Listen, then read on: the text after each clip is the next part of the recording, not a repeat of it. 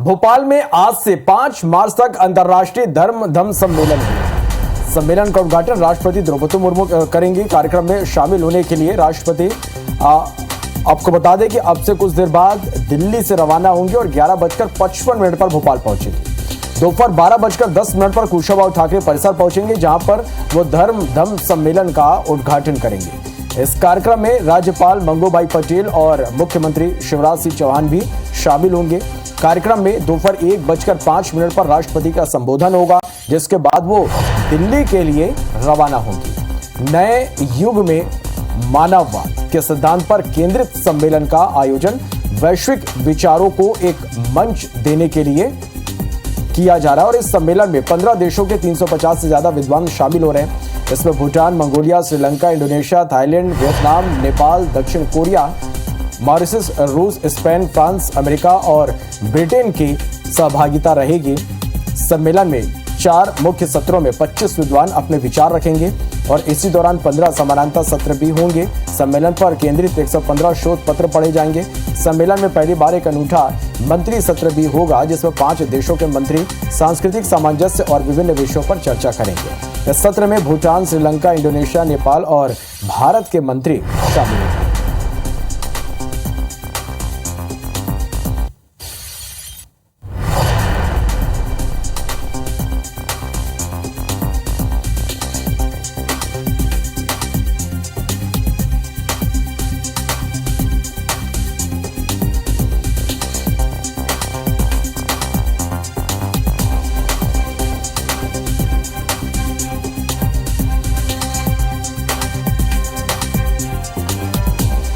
देशों के 350 से ज्यादा विद्वान शामिल हो रहे हैं। इसमें Bhutan, Mongolia, Sri Lanka, Indonesia, Thailand, Vietnam, Nepal, दक्षिण कोरिया, मॉरिशस, रूस, स्पेन, फ्रांस, अमेरिका और ब्रिटेन की सहभागिता रहेगी। सम्मेलन में 4 मुख्य सत्रों में 25 विद्वान अपने विचार रखेंगे। इसी दौरान 15 समानांतर सत्र भी होंगे। सम्मेलन पर केंद्रित 115 शोध पत्र पढ़े जाएंगे। सम्मेलन में पहली बार एक अनूठा मंत्री सत्र भी होगा, जिसमें 5 देशों के मंत्री सांस्कृतिक सामंजस्य और विभिन्न विषयों पर चर्चा करेंगे। इस सत्र में भूटान, श्रीलंका, इंडोनेशिया, नेपाल और भारत के मंत्री भी शामिल होंगे। तो भोपाल पहुंच चुकी हैं राष्ट्रपति द्रौपदी मुर्मू। तस्वीरें हम आप तक पहुंचा रहे हैं।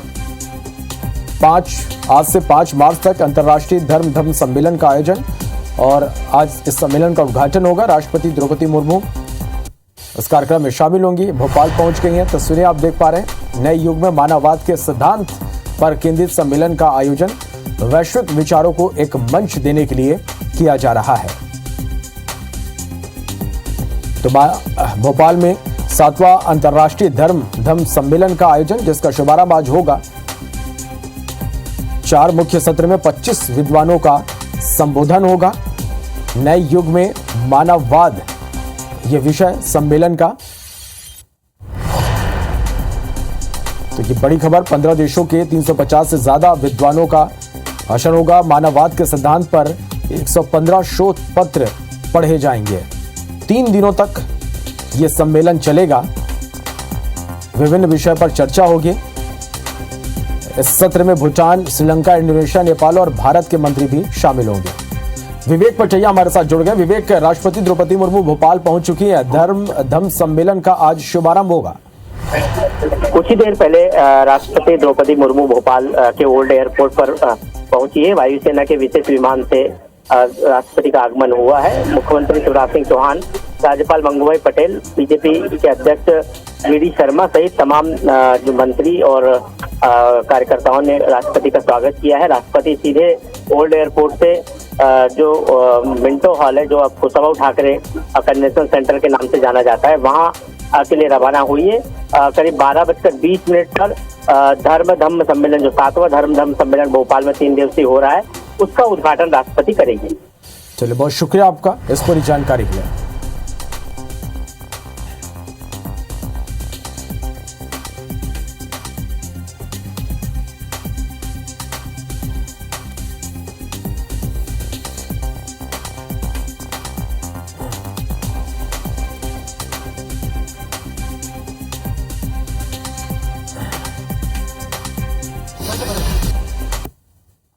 विद्वानों का यहाँ पे संबोधन होगा। नए युग में मानववाद सम्मेलन का विषय है। 15 देशों के 350 से ज्यादा विद्वानों का यहाँ पे व्याख्यान होगा। आपको ये भी बता दें कि मानववाद के सिद्धांत पर पढ़े जाएंगे 115 शोध पत्र और 3 दिनों तक ये सम्मेलन, अंतर्राष्ट्रीय सम्मेलन जो है वो चलेगा। The state of Madhya Pradesh, India Foundation, Sanchi University of Buddhist Indic Studies and Ministry of Culture, State of Madhya Pradesh jointly organized the 7th edition of Dharma Dhamma conference to set the discourse on the theme Eastern Humanism in the New Era. Sanchi University is mandated to nurture the sparks of spiritual legacy and knowledge traditions of Buddhist and Indic backgrounds. Presently, under the aegis of Madhya Pradesh government and with the most congenial and personal efforts of our Honorable Chief Minister Sir, we go ahead with the new hopes. This has only given us the courage to set up the most dignified stage today for this conference. I personally and my university especially is humbled and thankful for the most graceful presence of the dignitaries from India and across the world. It's believed that the absence of war is not peace, and military war is not the only way of war. Our mind and soul today is at war, and it is said, Shrutishch bhinna, Snatyashch bhinna, Mahardasha, Matyashch bhinna. With all these conflicting ideas, the peace is attained when there is a symphony and harmony. Today, if we don't understand that we are interdependent, Paraspare Ashrayi, Sanghatvan Matya Loke Parasparam Ashrita, then Dhamma said we would perish soon. Dhamma also says that life is lived by us but not for us. The world wants peace, but it isn't ready to pay the price of peace. It's not lacuna of prosperity, but the morals and ethics today. The youth is looking towards us. The society needs more from us. The era of biased narratives and destructive toolkits is all over prevalent. It's our duty with our academic fraternity to bring out the truth with the genuine research. This truth is not different from what the Dhamma says. The new education policy sets us to change the deliverance at the campuses, and we pledge to shift our systems as guided by our spiritual legacy.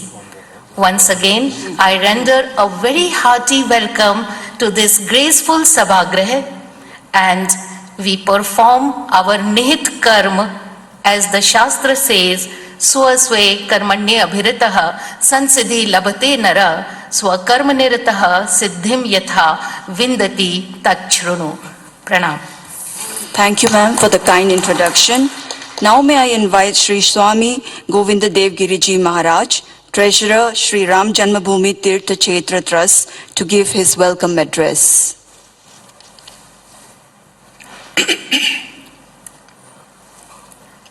रत्नाकरा धौतपदाम Himalaya किरीटिनीम ब्रह्मराजर्षि रत्नाढ्याम Vande Bharat मातरम। परमादरणीय महामहिम राष्ट्रपति महोदया, परमादरणीय महामहिम राज्यपाल महोदय, परम सम्माननीय मुख्यमंत्री महोदय,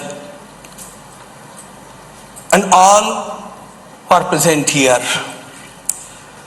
सर्वप्रथमं अस्मिन् परमप्रिय भारतवर्षे सर्वेषां संस्कृत भाषायां स्वागतं व्याहरामि। उसके पश्चात राष्ट्रभाषा हिंदी में भी आप सभी का स्वागत अंतःकरण पूर्वक मुझे करना चाहिए। And then I come to the language which is relevant for this conference. I welcome all the delegates on behalf of the organizing committee of India Foundation. I welcome all of you in this land of Vedas, land of Bhagavan Shankaracharya, land of Bhagavan Buddha, land of learning. This is the land, or Bharatvarsha, who has always embraced the whole world as one family. Vasudhaiva Kutumbakam is the slogan from the time long ago. And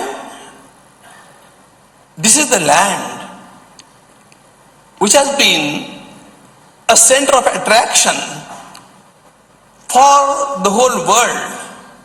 Many came here to loot the land, but larger people came here for learning. This is a land of learning. It's a land of wisdom. Somebody said, light has always come from the east. Swami Vivekananda said, no, light has always come from. तो ये भोपाल से आप सीधी तस्वीरें देख रहे हैं। 7वां अंतर्राष्ट्रीय धर्म धम्म सम्मेलन यहाँ पे चल रहा है। 4 मुख्य सत्र में 25 विद्वानों का यहाँ पे संबोधन होगा। और आपको ये भी बता दें कि नए युग में मानववाद विषय पर यह सम्मेलन होने जा रहा है। 15 देशों के 350 से ज्यादा विद्वानों का व्याख्यान भी होगा। मानववाद के सिद्धांत पर यहाँ पे 115 शोध पत्र भी पढ़े जाएंगे और 3 दिनों तक ये अंतर्राष्ट्रीय सम्मेलन चलेगा। हमारे सौभाग्य से आज इस धम्म सम्मेलन में पधारी हुई भारत की यशस्वी राष्ट्रपति श्रीमती द्रौपदी मुर्मू जी, मध्य प्रदेश के कर्मठ राज्यपाल आदरणीय श्री मंगू भाई पटेल जी, अभी हम जिनको सुन रहे थे श्री राम जन्मभूमि तीर्थ क्षेत्र ट्रस्ट के कोषाध्यक्ष और बहुत उत्कट विद्वान आदरणीय गोविंद देवगिरी जी महाराज, आदरणीय प्रोफेसर कोटापति राहुल अनुनायक थेरा जी श्रीलंका से, उगेन दोर जी गृह और संस्कृति मामलों के मंत्री भूटान, विदुर विक्रम नायिका बुद्धासन धार्मिक और सांस्कृतिक मामलों के मंत्री श्रीलंका, प्रोफेसर डॉक्टर IR तजोकोर्डो ओका अर्थार्दाना सुकावती बाली इंडोनेशिया के उपराज्यपाल, सुश्री ऊषा ठाकुर जी मध्य प्रदेश की संस्कृति मंत्री, प्रोफेसर SR भट्ट जी आयोजन समिति के सह अध्यक्ष, professor Neerja Gupta ji vice chancellor Sanchi बौद्ध भारती ज्ञान अध्ययन विश्वविद्यालय, यहां उपस्थित सभी देवियों और सज्जनों, ये मध्य प्रदेश का सौभाग्य है कि 7वां धम्म सम्मेलन मध्य प्रदेश की राजधानी भोपाल में आयोजित किया जा रहा है। इस अवसर पर पधारे हुए सभी विद्वजनों का मैं हृदय से स्वागत करता हूं, अभिनंदन करता हूं।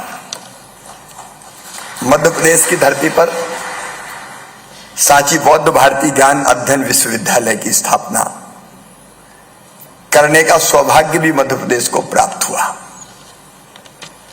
और आज जब हम धम्म सम्मेलन में विचार विमर्श के लिए इकट्ठा हैं,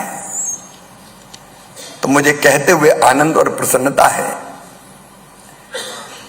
कि बौद्ध और भारतीय ज्ञान अध्ययन जो इस विश्वविद्यालय द्वारा प्रारंभ किया गया, उसने अनेकों उपलब्धियां हासिल की है। इंडिया फाउंडेशन के साथ मिलके मध्य प्रदेश का संस्कृति विभाग इस आयोजन को कर रहा है। मैं राम माधव जी और इंडिया फाउंडेशन की टीम को भी धन्यवाद देता हूं कि उन्होंने भोपाल को इस धम्म सम्मेलन के लिए चुना। पूरब का मानवतावाद, अभी गोविंद गिरी जी बोल रहे थे। देखिए, हजारों वर्ष पुराना भारत का इतिहास है, अत्यंत प्राचीन और महान राष्ट्र भारत। और अगर मैं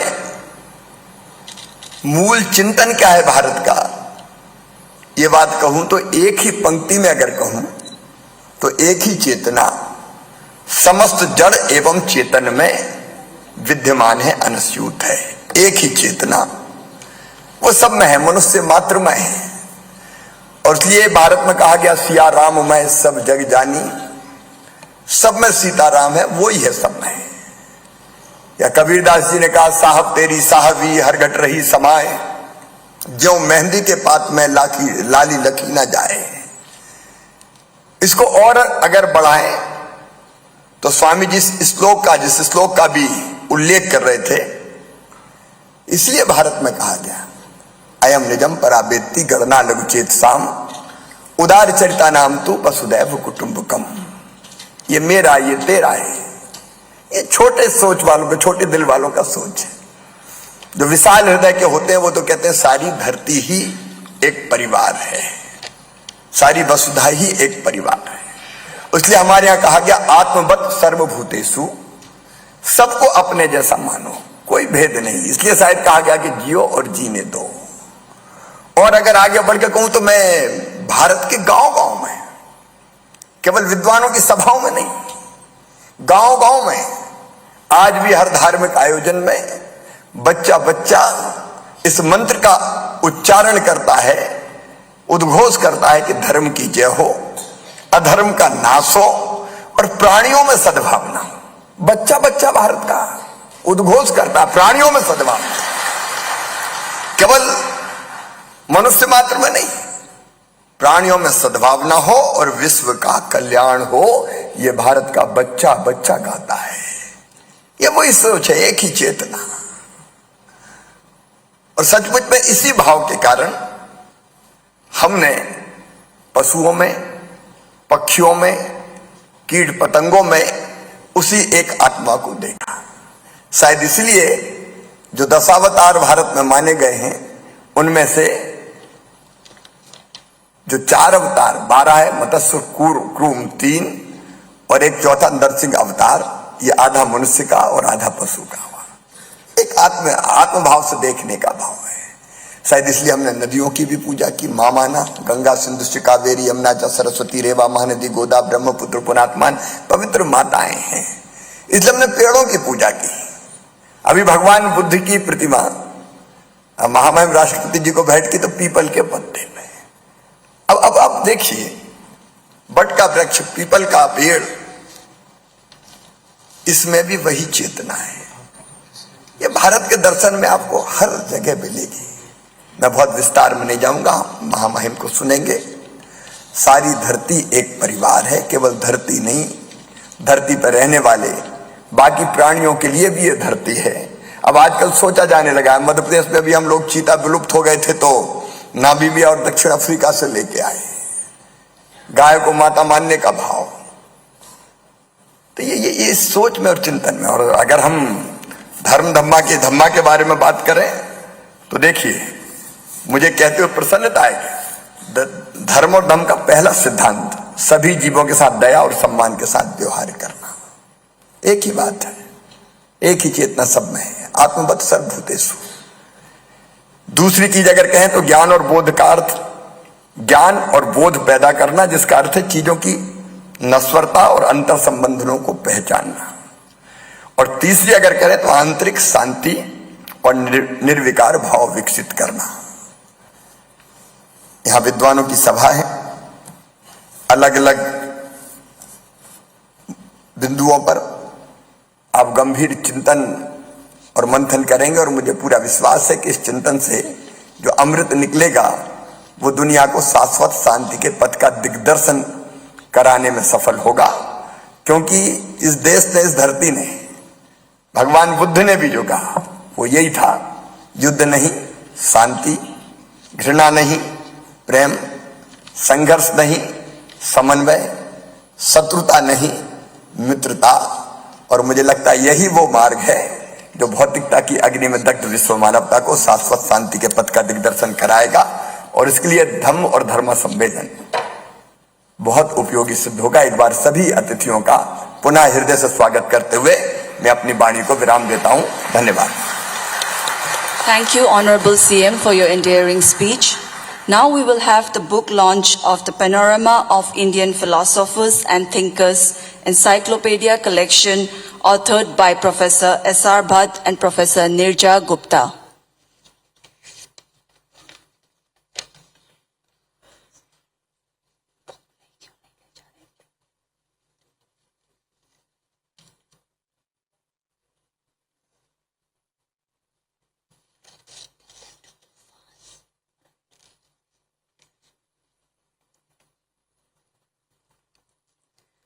On the occasion of glorious 75 years of Azadi Ka Amrit Mahotsav, this book has been published. It is comprised of 3 volumes, Spiritual Legacy, Premier, and Medieval and Modern.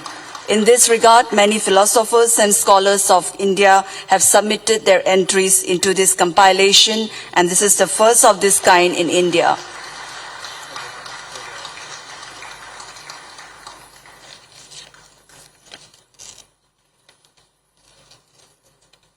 May I now invite the Honorable Governor to deliver his address.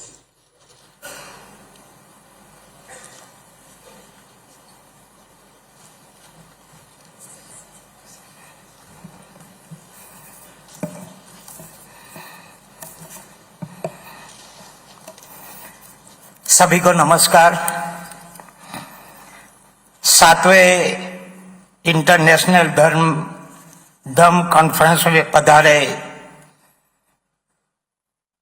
Bharat की माननीय राष्ट्रपति महोदया श्रीमती द्रौपदी मुर्मू जी, मध्य प्रदेश के मुख्यमंत्री श्री शिवराज जी चौहान जी, भूटान के गृह एवं संस्कृति मंत्री श्री उगेन दोरजी जी, श्रीलंका के धार्मिक एवं सांस्कृतिक मंत्री विदुरा विक्रम नायका जी,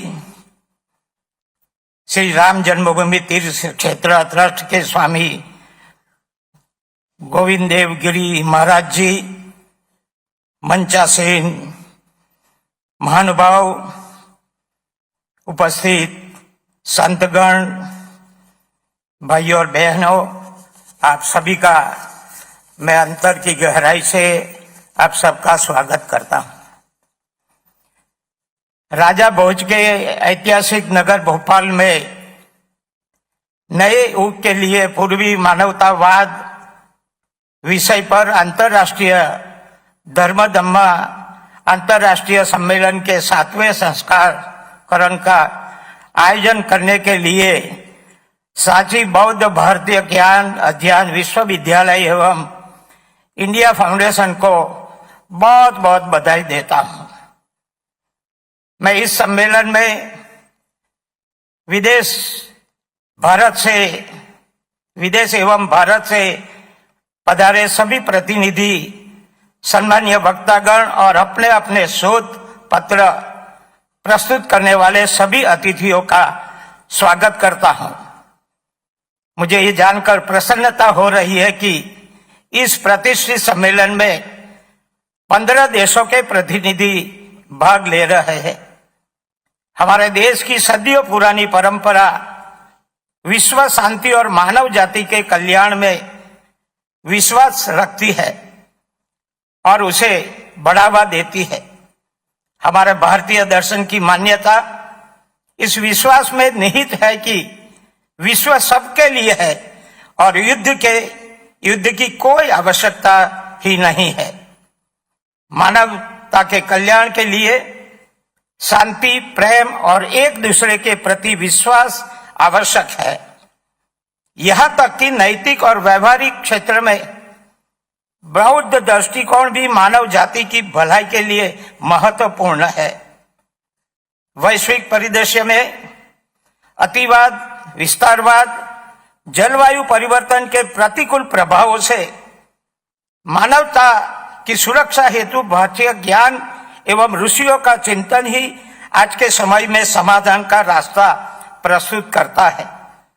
इस वार्षिक सम्मेलन का उद्देश्य दो प्राचीन सभ्यता के बीच विचारों के परस्पर विनिमय के माध्यम से सद्भाव को बढ़ा देना है, ताकि धर्म धम्म चिंतन की स्वतंत्रता का एक वास्तविक उत्सव बन सके। सदियों से चली आ रही सांस्कृतिक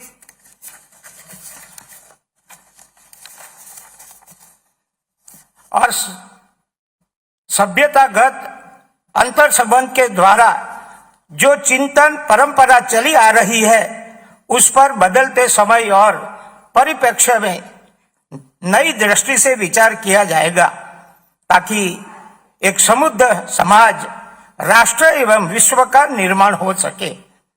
हिंसा और युद्ध से कराते विश्व के लिए बुद्ध एक समाधान है। भारत के हृदय स्थल मध्य प्रदेश में बौद्ध परिभ्रमण पथ भगवान बुद्ध के उन्हीं शिक्षाओं को प्रसारित करने वाला केंद्र के रूप में स्थापित है।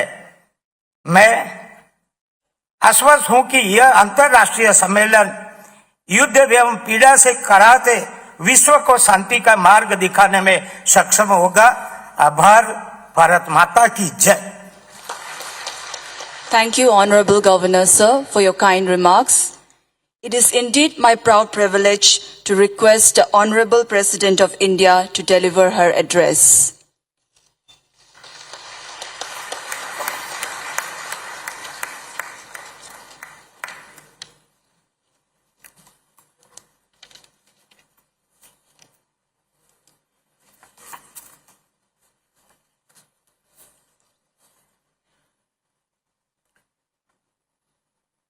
इस सम्मेलन में उपस्थित मध्य प्रदेश के राज्यपाल आदरणीय श्री मंगू भाई पटेल जी, मुख्यमंत्री आदरणीय Shri Shivraj Singh Chouhan ji, minister of home and culture affairs Bhutan mister Ugyen Dorji ji, minister of Buddha Sasana religious and cultural affairs government of Sri Lanka mister Vidura Wickramanayaka ji, Madhya Pradesh सरकार से संस्कृति मंत्री सुश्री उषा ठाकुर जी, श्री राम जन्मभूमि तीर्थ क्षेत्र ट्रस्ट के कोषाध्यक्ष स्वामी गोविंद देव गिरी जी महाराज,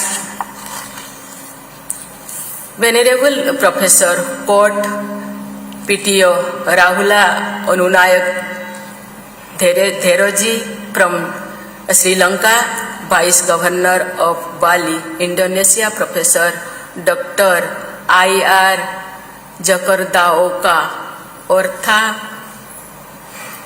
ओरदाना मुकावती जी, धम्म सम्मेलन की आयोजन समिति के सह अध्यक्ष professor SR Bhatt ji, Sanchi university के बुद्धिस्ट इंडिक स्टडीज की कुलपति डॉक्टर नीरजा गुप्ता जी, देश विदेश से आए हुए संत समाज और प्रतिनिधिगण, देवियों और स्वजनों, सबको मेरे नमस्कार प्रणाम। इस धम्म सम्मेलन का आयोजन करने के लिए मध्य प्रदेश की राज्य सरकार, Sanchi university of Buddhist Indic studies तथा इंडिया फाउंडेशन की मैं सराहना करती हूँ। इस सभागार को आदरणीय कुशाभाऊ ठाकरे जी का नाम दिया गया है। मुझे उनके सानिध्य का सौभाग्य प्राप्त हुआ था। जौन सेवा के कार्य में धम्म के आदर्श के अनुरूप निस्वार्थ और संपूर्ण समर्पण का उदाहरण प्रस्तुत करने वाले ठाकरे जी का स्मरण करना सभी को नैतिकता दायित्व है। धर्म और सेवा भाव से उनको जोड़ता है। मैं उनको नमन करती हूँ, प्रणाम करती हूँ, श्रद्धा सुमन अर्पण करती हूँ। I feel very happy to note that delegates from several countries are participating in this convention. Their participation in this convention underlines the universal appeals of the ideals of Dharma. I am sure that they are happy to be in Madhya Pradesh, where Sangchi and Bharhut are located. The stupa complexes and Sangchi and Bharhut have been great symbols of the eternal Indian message of Dharma Dhamma since ancient times. The great banyan tree of Indian spirituality has its roots in India, and its branches and veins are spread all over the world.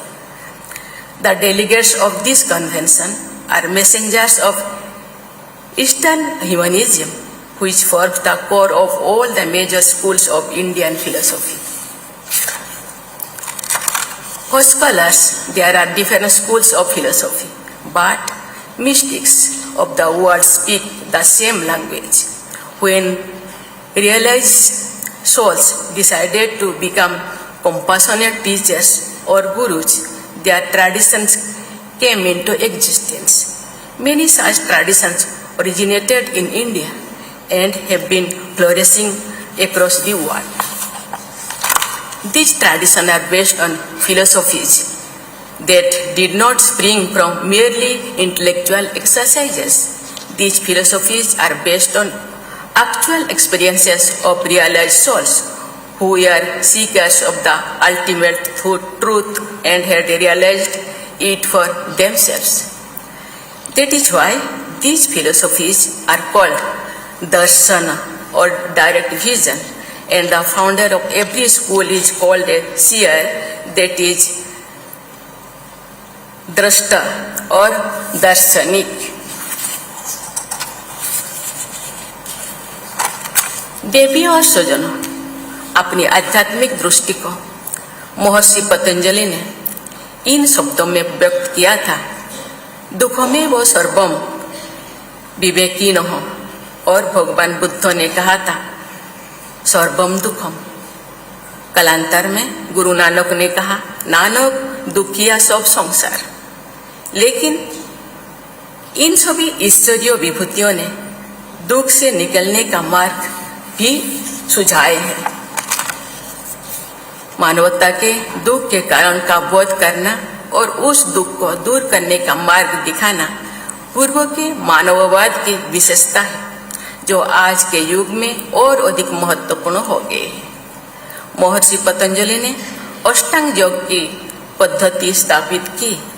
भगवान बुद्ध ने अष्टांगिक मार्ग को प्रकाशित किया। गुरु नानक देव जी ने नाम सिमरण का रास्ता सुझाया, जिसके लिए कहा जाता है नानक नाम जहाज है जो धोए सो उतरे पार। कभी कभी कहा जाता है धर्म का जहाज हिलता डोलता लेकिन डूबता नहीं है। धम्म की अवधारणा भारतीय चेतना का मूल स्तर रही है।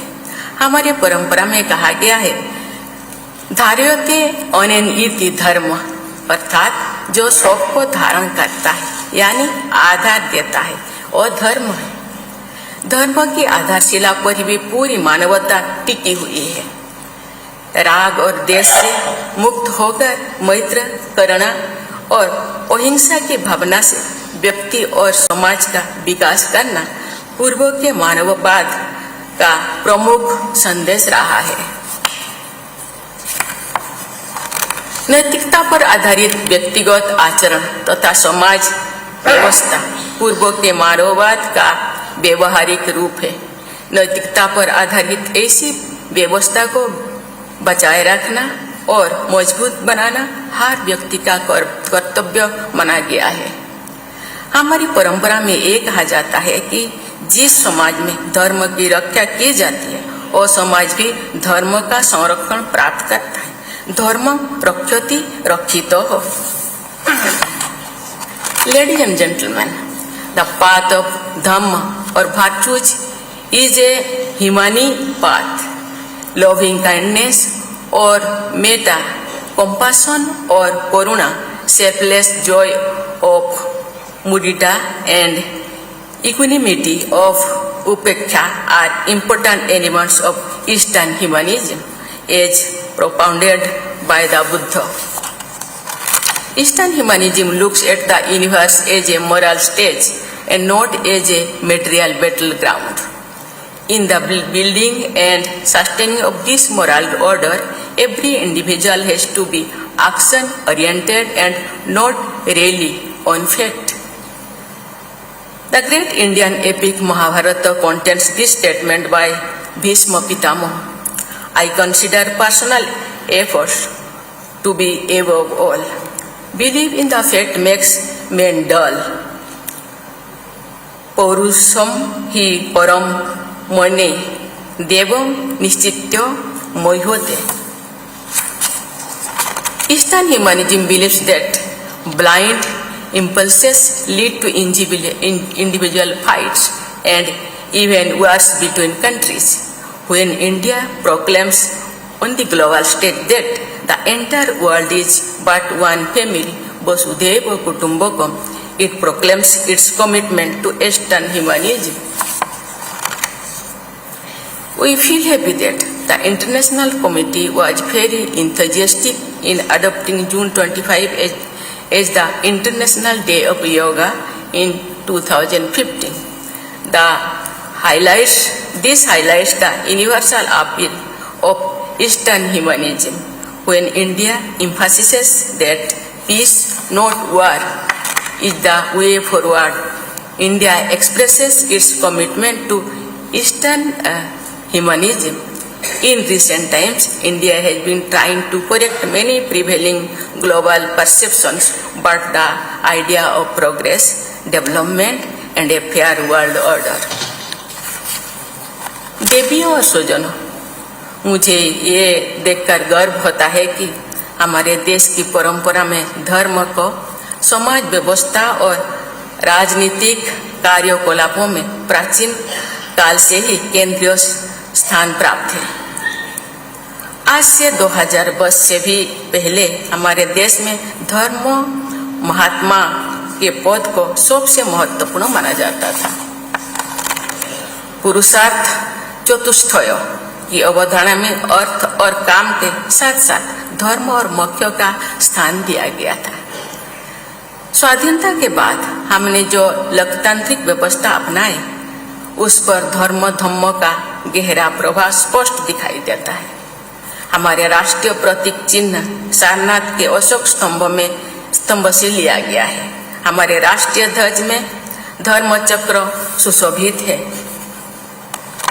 लोकसभा के अध्यक्ष की कुर्सी के पीछे धर्म चक्र प्रवर्तनाय का प्राचीन ध्येयवाक्य अंकित है, जो सारनाथ में दिए गए भगवान बुद्ध के प्रथम प्रवचन की याद दिलाते हैं और हमारे लोकतंत्र को उस महान शिक्षा से जोड़ता है। राष्ट्रपति भवन हमारी लोकतांत्रिक व्यवस्था का महत्वपूर्ण प्रतीक है।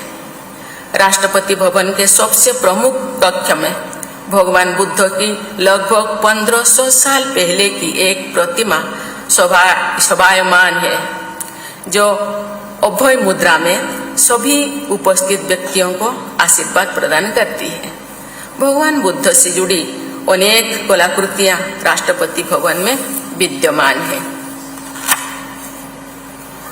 गोया में पीपल की जिस वृक्ष के नीचे समाधिस्थ होकर सिद्धार्थ गौतम भगवान बुद्ध बने थे, उसके 2 पौधे मंगवाकर राष्ट्रपति भवन के उद्यानों में लगाया गया।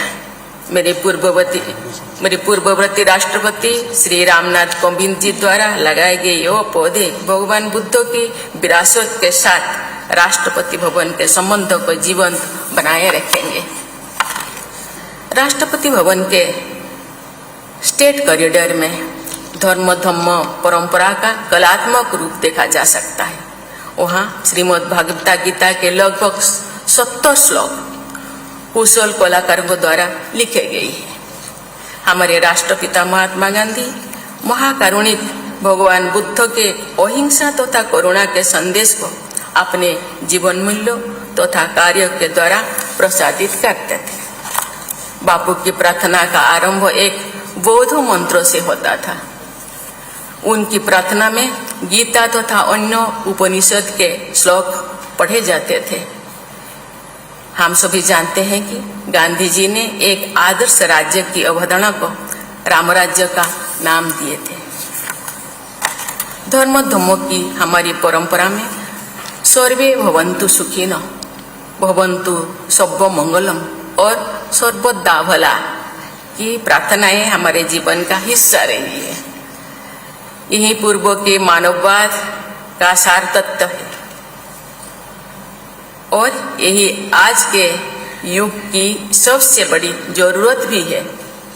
ये सम्मेलन मानवता की एक बड़ी जरूरत को पूरा करने की दिशा में एक सार्थक प्रयास है। इसीलिए मैं एक बार फिर सभी आयोजकों की सराहना करती हूँ। मुझे पता चला यहाँ 15 देशों से और आए हैं ज्ञानी, गुणी, महात्मा, गुरु, भिन्न भिन्न धर्म के। साथ ही साथ ये सम्मेलन 3 दिन चलने वाले हैं। मुझे लगता है ये 3 दिन का चिंतन मंथन आगामी मानव समाज को ये एक ऐसे संदेश देना चाहिए, देश विकास होना चाहिए, विकास के साथ साथ मानवता को बनाए रखने के लिए एक संदेश भी जाए दूर दूर तक, आत्मा तक, मनुष्य तक। विकास के साथ आत्मिक विकास, धार्मिक विकास भी होना चाहिए।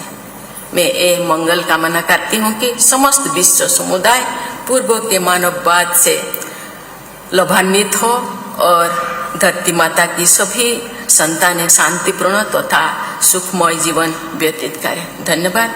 जय हिंद, जय Bharat. Thank you, Honorable President, for your enriching address. May I request everyone to please rise for the national anthem.